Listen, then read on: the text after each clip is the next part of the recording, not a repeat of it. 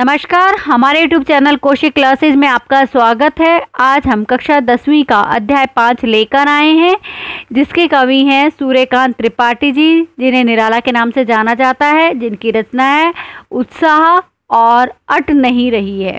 तो पहले हम कवि परिचय पढ़ेंगे, उसके बाद हम उनकी कविताओं का अर्थ जानेंगे। तो चलिए हम शुरू करते हैं।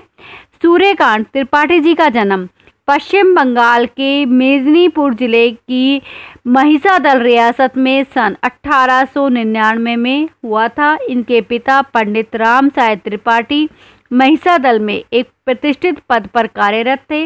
इनके पिता मूल रूप से उत्तर प्रदेश के उन्नाव जिले के गढ़ाकोला नामक गांव के निवासी थे और महिसादल राज्य में ये आकर बस गए थे। निराला जी की माता का नाम रुक्मणी देवी था और जब ये छोटे थे तब इनकी माता का देहांत हो गया था। इनकी प्रारंभिक शिक्षा महिसादल में हुई थी और इन्होंने संस्कृत, अंग्रेजी, बंगला भाषाओं का घर पर ही अध्ययन किया था और हिंदी भाषा इन्होंने स्वाध्यायवृत्ति से सीखी थी। इनकी प्रमुख रचनाएं हैं अनामिका, परमिल, तुलसीदास, गीतिका, अनिमा, कुकरमाता और लीली सखी आदि हैं। इनका देहांत 1961 में हो गया था। इन्होंने अपनी कविता में बादल को संबोधित कर आह्वान किया, उन्हें आवाज़ दी है और वो उत्साह दिखाया अपना, तो उसके बारे में कहा है। बादल गरजू, ये बादल गरजू, घेर घेर घोर गगन धराधर हो। तो यहाँ पर घोर का मतलब जोर से, गगन का मतलब होता है आकाश और धाराधर का मतलब होता है बादल के लिए कहा गया है। तो यहाँ का कवि बादल को संबोधित करते हुए कह रहा है कि हे बादल, तुम गरजो और समस्त आकाश में घेर घेर कर मूसलाधार बारिश करो। ललित ललित काले घुंघराले, यहाँ पर उन्होंने कहा ललित का मतलब कोमल के लिए कहा गया है, कोमल सुंदर कह सकते हैं कि हे बादल, तुम अत्यंत ही सुंदर हो और तुम्हारा स्वरूप काले घुंघराले बालों के समान है। तो उस चीज़ के लिए उन्होंने बादल को संबोधित कर कर इस तरह से बोल रहे हैं कि बाल कल्पना के से पाले, विद्युत छवि उर में कवि नवजीवन वाले। तो यहाँ फिर उन्होंने कहा कि विद्युत छवि मतलब बिजली के सौंदर्य के लिए, उर मतलब हृदय के लिए कहा है, नवजीवन मतलब नए जीवन के लिए कहा गया है। तो यहाँ फिर कवि कहते हैं कि तुम अबोध बालक की कल्पना के समान पाले गए हो और तुम अपने हृदय में बिजली की शोभा के रूप में धारण किए हुए हो, अर्थात तुमने वो बिजली को धारण किया हुआ है। और वो क्या कर रहे हो, तुम नवजीवन वाले हो कि तुम सृष्टि को नया जीवन देने वाले हो, कि जो जल रूपी जो नया जीवन प्रदान करने वाले हो।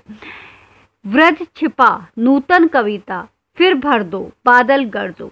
यहाँ पर उन्होंने कहा कि व्रज का मतलब है कठोरता के लिए कहा गया है, कि भीषण, नूतन का मतलब होता है नए के लिए कहा गया है।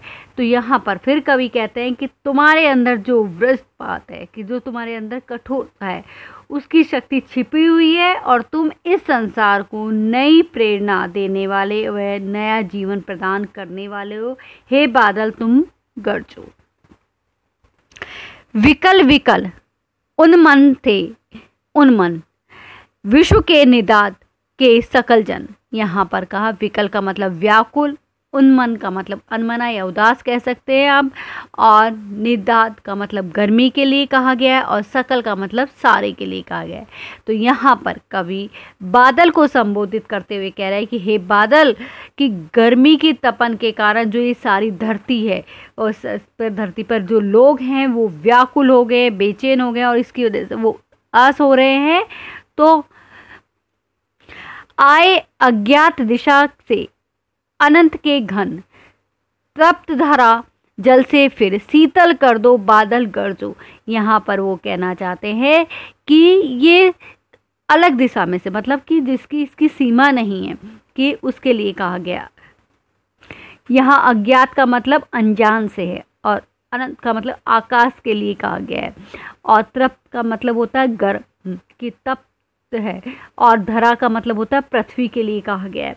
तो यहाँ पर कवि ये बताना चाहते हैं कि ये समय इस सीमाहीन आकाश में, हे बादल, तुम अपने इस तरह से बरसो कि यहाँ पर जो गर्मी से तप रहा है पूरा जन, वो क्या हो, उसकी धरती वो कैसा हो जाए, शीतल हो जाए और सभी को राहत मिल सके। इसके लिए कहा कि हे बादल गरजो और गरज कर बरस जाओ।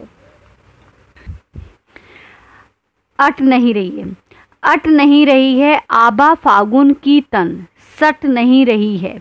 यहाँ अट का मतलब समान या प्रवेश करना कह सकते हो। आभा का मतलब चमक के लिए कहा गया है। फागुन का मतलब फागुन मास के लिए कहा गया है। सट का मतलब होता है स्पर्श करना। तो यहाँ कवि निराला जी कहते हैं जो फागुन का जो महीना है उसकी जो मस्ती, उसका उल्लास है वो समा नहीं रहा है। क्योंकि फागुन जो क्या करती है कि जब फागुन आता है तो पूरा वातावरण और पूरी प्रकृति कैसे हो जाती है, सौंदर्य से भर जाती है और जगह जगह सुगंध युक्त व आकर्षकता दिखाई देती है। तो उसी चीज़ के लिए उन्होंने यहाँ कहा है कि ये पूरी तरह से अत्यंत सुंदर लग रहा है और ये जो दृश्य है वो सबको अपनी ओर खींचता हुआ प्रतीत हो रहा है। तो वे सभी एक साथ मन में समा नहीं रहा है, सट नहीं रहे, मतलब एक तरह से समा नहीं रहा है। कहीं सांस लेते हो, घर घर भर देते हो। यहाँ पर कवि निराला जी कहते हैं फागुन को संबोधित करते हुए कि जहाँ कहीं भी तुम सांस ली जाती है उस जगह पर सुगंध ही सुगंध भर जाती है। घर घर में भर जाना, जगह जगह पर घर घर में भर जाती है।